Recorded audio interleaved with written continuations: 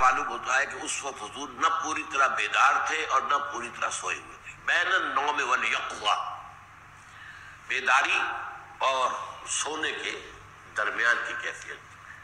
آپ اسے ٹوائلائٹ کہتے ہیں، سلیپ، ایک ایسی جو ہے کچھ آدمی کانشیس بھی ہوتا ہے اور کچھ جو ہے وہ نیند بھی ہے، اس طرح کی کیفیت میں فرشتہ آیا۔ اور اس کے بعض روایات سے معلوم ہوتا ہے، میں اسے صحیح سمجھتا ہوں کہ کوئی تختی تھی جس پر یہ آیات لکھی ہوئی تھی، اس نے کہا اقرا، پڑھیے۔ آپ نے کہا ما انا بقاری، میں تو پڑھا ہوا نہیں ہوں۔ اس سے معلوم ہوتا ہے کہ وہ کوئی لکھی ہوئی چیز تھی، اس لیے کہ زبان سے کہہ کر اور وہ اس بات سن کر ادا کر دینا تو مشکل نہیں ہے۔ ہمارے ہاں تو یہ ایک روایت تھی، اب بھی کہیں ہوگی یقیناً، کہ 4 سال 4 ماہ 4 دن کا جب بچہ یا بچی ہوتی تھی تو بسم اللہ کی رسم کرتے تھے، اس کو کوئی بڑا نہلا دھلا کے، کپڑے پہنا کے، سفید چاندنی پر بٹھا کے، اور اقربا اور جو اعزاء کو جمع کر کے، اور اس کو جو ہے سر پر بڑی عمدہ سی ٹوپی مخملی پہنا کے، پھر جب وہ بیٹھتا تھا تو آگے قرآن رکھے، کوئی قاری صاحب آ کر بیٹھتے تھے اور انگلی پکڑ کر پڑھواتے تھے، اعوذ باللہ من الشیطان، اور سنتے جاؤ بولتے جاؤ، وہ یہی پڑھواتے تھے 5 آیتیں، اقرا بسم ربک الذی خلق۔ اسے ہمارے ہاں کہا جاتا تھا رسم بسم اللہ۔ اب یہ مجھے نہیں معلوم کہ یہ کب سے چلی ہے، اب ہمارے ہاں چھوڑ دی گئی ہے اس کو، کیونکہ اس کی کوئی سند جو ہے وہ اسلاف سے تو ہمیں ملی نہیں ہے۔ 4 سال 4 ماہ 4 دن میں یہ بسم اللہ، تو یہ گویا کہ حضور کی بسم اللہ ہو رہی ہے۔ اور اس طریقے سے ظاہر بات ہے کہ کان سے سن کر بولنا تو مشکل نہیں ہے، اس کے لیے کوئی پڑھے ہوا ہونا ضروری نہیں ہے، پڑھا لکھا آدمی، تو یقیناً کوئی ایسی شے تھی جو لکھی ہوئی تھی۔ تو وہاں پر فرمایا اقرا، آپ نے کہا ما انا بقاری، تو حضور فرماتے ہیں کہ مجھے اس فرشتے نے اپنے سینے کے ساتھ لگا کر کھینچا اتنا کہ میری جان پر بن گئی، پھر چھوڑ دیا، کہا اقرا، میں نے پھر کہا ما انا بقاری، پھر کھینچا مجھے اور پھر چھوڑا، پھر کہا، میں نے پھر کہا ما انا بقاری، تیسری مرتبہ پھر کہا، اس کے بعد پھر یہ کہ میں اس کے ساتھ انہوں نے پڑھا ہے اقرا بسم ربک الذی خلق، خلق الانسان من علق، اقرا وربک الاکرم الذی علم بالقلم، علم الانسان ما لم یعلم۔ اب یہ آیات نازل ہوئی، اس کے بعد فرشتہ چلا گیا۔ اب حضور صلی اللہ علیہ وسلم پر کچھ ایسی دہشت طاری ہوئی، کیونکہ یہ پہلا تجربہ تھا، عالم بشریت اور عالم ملکیت کا اس طرح روح در روح ہو جانا، یہ کیفیت جو تھی پہلی مرتبہ ہوئی تھی۔ آپ گھر آئے ہیں تو لرزہ طاری تھا، پسینے سے شرابور تھے۔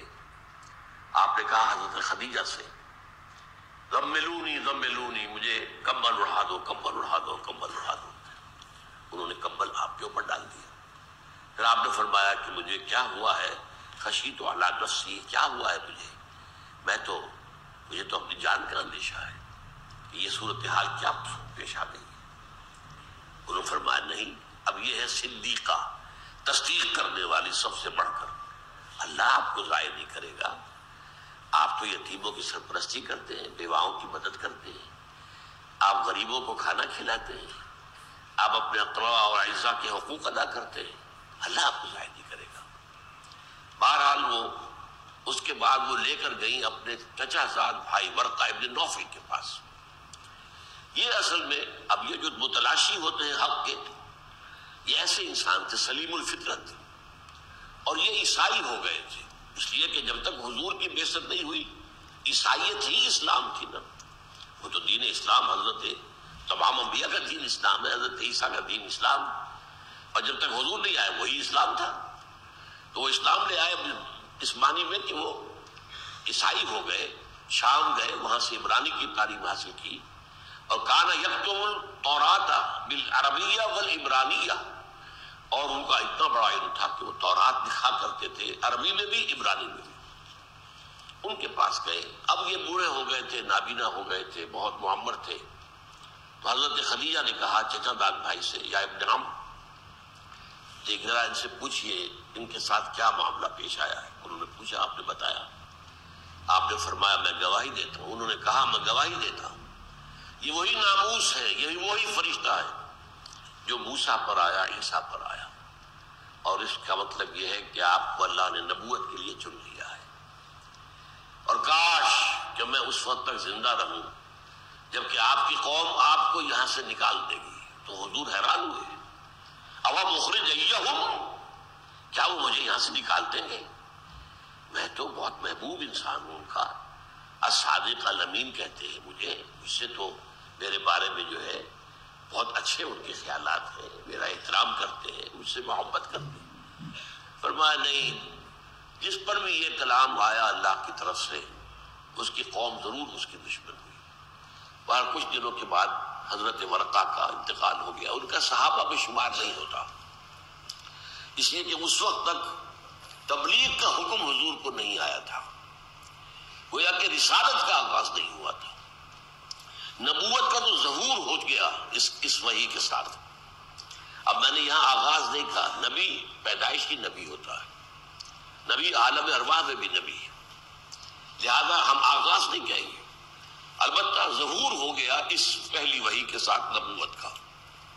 البتہ رسالت کا آغاز ہوا ہے جب سورہ مدثر کی آیات نازل ہوئی، وہ ہم پڑھیں گے انشاءاللہ اپنے وقت پر۔ تو چونکہ اس وقت تک آپ کو ابھی تبلیغ کا کوئی حکم نہیں تھا، اور نہ یہ ہے کہ کسی کے ایمان لانے پر کوئی اس سے کلمہ شہادت پڑھوایا جاتا تھا، ابھی وہ مرحلہ شروع نہیں ہوا تھا، تو اس سے پہلے ان کا انتقال ہو گیا، تو یقیناً صدیقین میں سے ہیں، اس میں کوئی شک نہیں، لیکن یہ کہ بہرحال وہ صحابہ میں ان کا شمار نہیں۔ یہ ہے پس منظر ان آیات کا۔ اقرأ بسم ربک الذی خلق، پڑھیے اپنے اس رب کے نام سے جس نے پیدا کیا۔ معلوم ہوا کہ رب کا لفظ عرب میں بالکل مفہوماً معنی عام تھا، پوری طرح سمجھا جانے والا۔ رب ھذا البیت، اس گھر کا مالک۔ اب رب کے معنی کیا ہے؟ رب مالک کو بھی کہتے ہیں، آقا کو بھی کہتے ہیں، اور رب پرورش کرنے والے کو بھی کہتے ہیں۔ رب یعنی ہمیں کہا گیا ہے نا سورہ بنی اسرائیل میں اپنے والدین کے لیے دعا کیا کرو، اے اللہ ارحمہما کما ربیانی صغیرا، میرے والدین پر رحم فرمائیو جیسے کہ انہوں نے مجھے پالا پوسا جبکہ میں چھوٹا سا تھا، اور تو میں ان کے احسانات کا بدلہ کیا دے سکتا ہوں، تجھی سے استدعا ہے کہ تو ان پر جو ان کا احسان مجھ پر ہے اس کا کچھ بدلہ انہیں عطا فرما۔ تو رب کے معنی پرورش کرنے والا، رب کے معنی مالک، رب کے معنی آقا۔ اچھا اب میں رب کا تعلق بھی یہی ہے، جو مالک ہوتا ہے وہ اپنی شے کی تربیت کرتا ہے، بڑھاتا ہے، ظاہر بات ہے۔ تو رب کا لفظ جو ہے وہ بالکل معروف تھا عرب کے اندر، اور یہ کہ بسم ربک الذی خلق، اپنے اس رب کے نام سے جس نے پیدا کیا۔ اب یہاں خلق کہا ہے، کیا پیدا کیا یہ نہیں بتایا، کل کائنات پیدا کی، ہر شے پیدا کی۔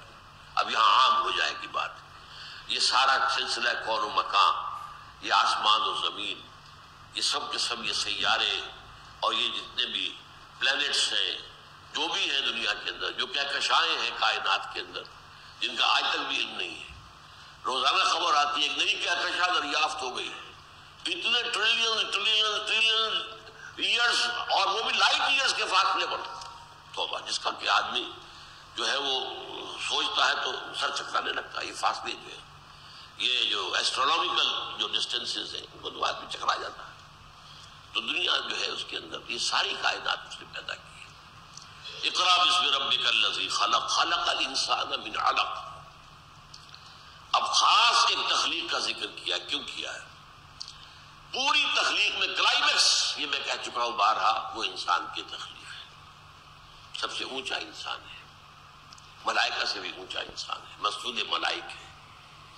اس اعتبار سے ایک عام تخلیق پوری کائنات کی، اور ایک وہ خاص انسان، اور اس میں انتہا کیا ہے، کس چیز سے پیدا کیا؟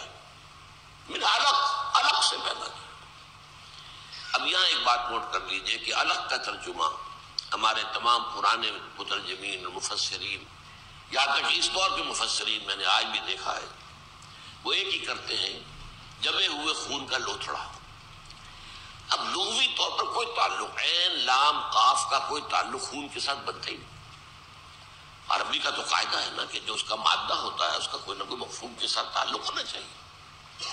لہذا یہاں پر جدید جو اس کی تفسیر ہے وہ کیا ہے؟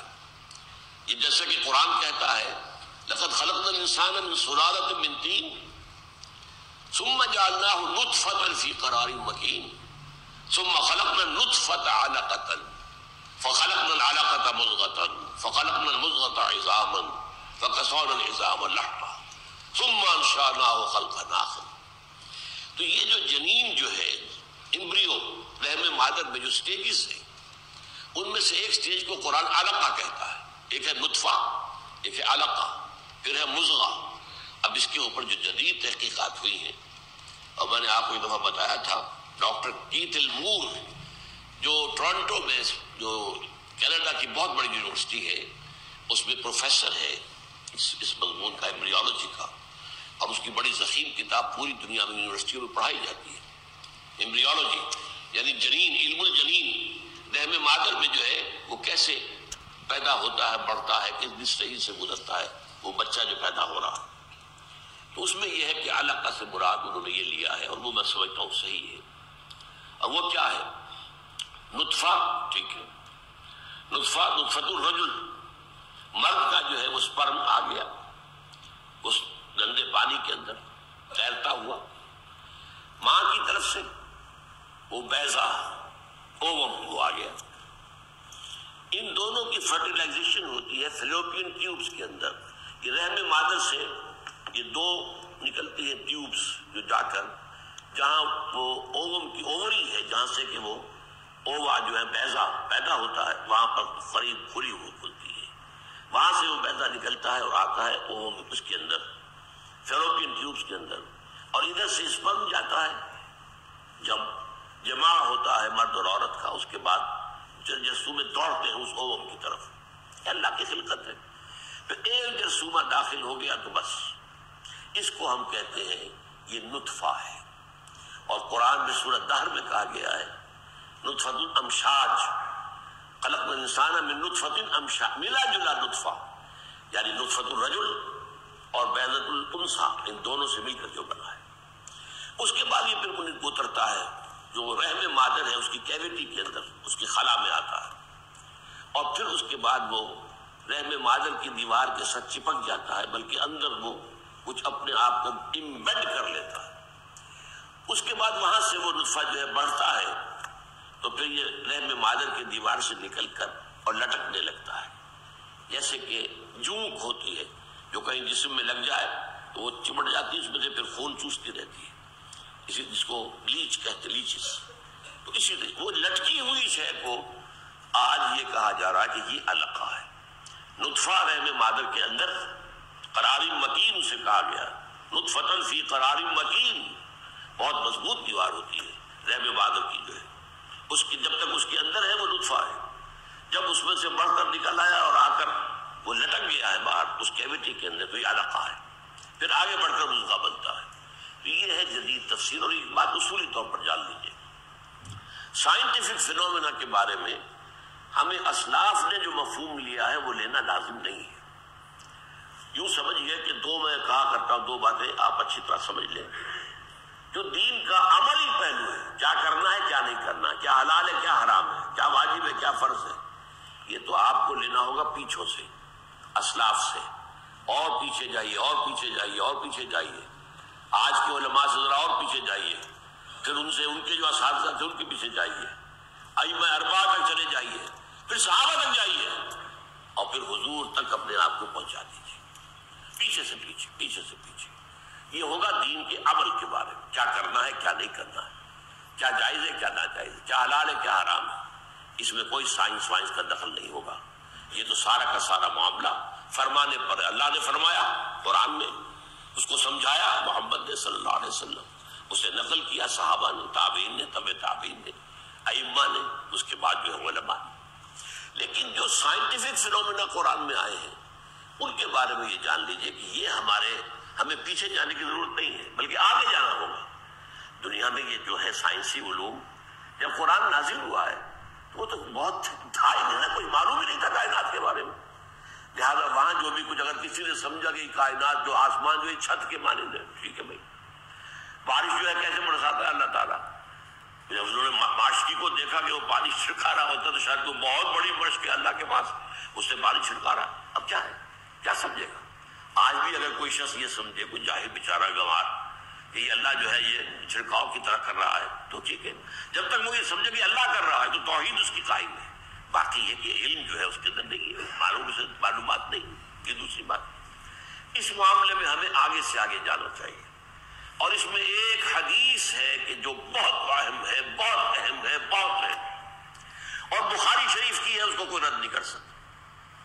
وہ معاملہ کیا تھا کہ حضور جب مدینے تشریف لائے تو آپ نے یہ دیکھا، آپ کو معلوم ہے مدینے کے اندر تو نخلستان تھا اور کھجور پیدا ہوتی تھی سب سے زیادہ، اور وہ ان کو کچھ پتہ چل گیا تھا لوگوں کو. یہ کھجور ایک ایسا درخت ہے جس میں نر اور مادہ دونوں علیحدہ علیحدہ، نر پھول اور ہے، مادہ پھول اور ہے. اب وہ کیا کرتے تھے، اب ان میں جو ہے پالینیشن جب ہوگی تب فرٹیلائزیشن ہوگی نا، جب یہ ملیں گے آپس میں تو ان دونوں کو لا کے قریب کر کے باندھ دیتے تھے تاکہ پالینیشن جو ہے فرٹیلائزیشن زیادہ ہو جائے تو پھل زیادہ ہوتا تھا. حضور نے دیکھا تو حضور تو تجربے کار تھے نہیں، مکے میں تو کوئی کھجور تھی نہ کوئی گھاس تھی، کچھ بھی نہیں تھا. بواد غیر ذی زرع، تو آپ نے اس اصول کے تحت کہ نیچر جو ہے وہ اپنا انتظام خود کر لیتی ہے، اس کے اندر یہ خواہ تم کیوں دخل دیتے ہو؟ کیا نیچر جو ہے اپنا بندوبست خود نہیں کر سکتی؟ تو آپ نے فرمایا اگر تم یہ نہ کرو تو کیا ہے. یہ نہیں کہا کہ مت کرو، یہ کہا نہ کرو تو کیا ہے. صحابہ نے نہیں کیا، ان کے لیے تو یہ اشارہ بہت تھا. آپ کا چشمے ابرو کا اشارہ ہی ہوتا تو بہت بڑی بات تھی اگر آپ کہتے کچھ نہ. یہ آپ نے فرما دیا مت کرو تو کیا ہے. لیکن اس سال فصل کم ہو گئی. اب آئے ڈرتے ڈرتے کچھ جھجکتے جھجکتے کہ حضور آپ نے فرمایا تھا نہ کریں. اسے تعبیر کہتے ہیں، تعبیر النخل. تعبیر الف کے ساتھ، حمزہ کے ساتھ تعبیر. یہ تعبیر عین سے نہیں ہے، تعبیر کے معنی کچھ اور، کسی چیز کی تعبیر کرنا، خواب کی تعبیر کرنا. ایک یہ تعبیر ہے، حمزہ الف یا حمزہ جو بھی کہیں گے اسے. تو آپ نے فرمایا تھا ہم نے نہیں کیا، فصل کم ہو گئی ہے. آپ نے فرمایا انتم عالموں میں امور دنیاکم. یہ جملہ نوٹ کر لیجئے، تم اپنے دنیا کے معاملات کو مجھ سے زیادہ جانتے ہو. یہ ایک ایسا قول ہے جو کہ سونے کے حروف میں لکھا ہونا چاہیے. بدقسمتی سے ہمارے علماء جو ہیں اب سمجھتے ہیں کہ جو ہماری تفسیر ابن کثیر میں آ گیا اسی ادھر ہو گیا تو گویا کفر ہو گیا. معاذ اللہ، یہ بات تو نہیں ہے.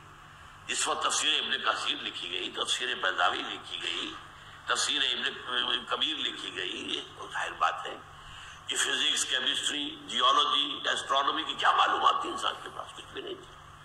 لہٰذا انہوں نے اپنے وقت کے دور کے مطابق جو چیزیں تھیں اس کے مطابق ترجمہ کر دیا. اب اس علق کے بارے میں نے کیا غور کیا ہے، کیوں کہا گیا یہ کہ جمع ہوا خون کا لوتھڑا ہوتا ہے. یہ آپ کو معلوم ہے کہ اس کا معاملہ جو ہے حمل ہونے کا یا نہ ہونے کا ماہواری کے ساتھ بڑا تعلق ہے. اگر حمل ہو جائے ماہواری نہیں آتی بند، یہ علامت ہے کہ حمل ہو گیا. حمل نہیں ہوا تو اب جو نکلتا ہے ماہواری میں وہ کیا نکلتا ہے؟ جمے ہوئے خون کے لوتھڑے نکلتے. تو یہ سمجھا گیا کہ جب جمے ہوئے خون کے لوتھڑے سے حمل شروع ہو گیا تو پھر ماہواری نہیں آئی. تو گویا کہ علق کے معنی کیا ہے؟ خلق الانسان من علق، وہ جمے ہوئے خون کا لوتھڑا. یہ میری تعبیر ہے کہ یہ ترجمہ کیوں کیا گیا، حالانکہ کوئی لفظی لغوی کوئی تعلق ہی نہیں. علق متعلق، چمٹا ہوا ہونا. متعلق کہتے ہیں کسی چیز کے ساتھ لٹکا ہوا ہونا. جیسے کہ آپ کو معلوم ہے کہ جوک کی میں نے مثال آپ کو دی ہے، بیج کی مثال دی ہے، تو وہ چمٹ جاتی ہے پھر خون چوستی ہے. اسی طرح رحم مادر کی اس دیوار سے وہ خون چوستا ہے، اسی سے بڑھتا ہے، اسی سے اس کی نشو و نما پاتی ہے. اس کے پاس غذا اور کون سی ہے جس سے اسے نشو و نما پانی ہے؟ وہی ماں کی رحم کی دیوار کے اندر سے وہ خون چوستا ہے. تو خلق الانسان من علق، یہاں پر میں نے وضاحت ضروری سمجھی کہ علق کا ترجمہ آپ جہاں کہیں بھی دیکھیں گے وہ یہی ہوگا، جمے ہوئے خون کا ٹکڑا، جمے ہوئے خون کی پھٹکی. لیکن یہ کہ میں نے تو اپنے زمانہ تعلیمی کے اندر بھی ایک پڑھا تھا، ایک مصری مصنف کا کتابچہ تھا، خاصا اچھا کتابچہ نہیں کہنا چاہیے، کتاب اور کتابچے کے مابین تفسیر سورہ علق، صرف سورہ علق کی تفسیر پر. اس میں یہ بات موجود تھی جو میں آج آپ کو بتا رہا ہوں. لیکن بدقسمتی سے ہمارے ہاں کے جو ہے ہندو پاکستان کے علماء، انہوں نے سائنس سے کوئی تعلق رکھا ہی نہیں، پڑھی ہی نہیں.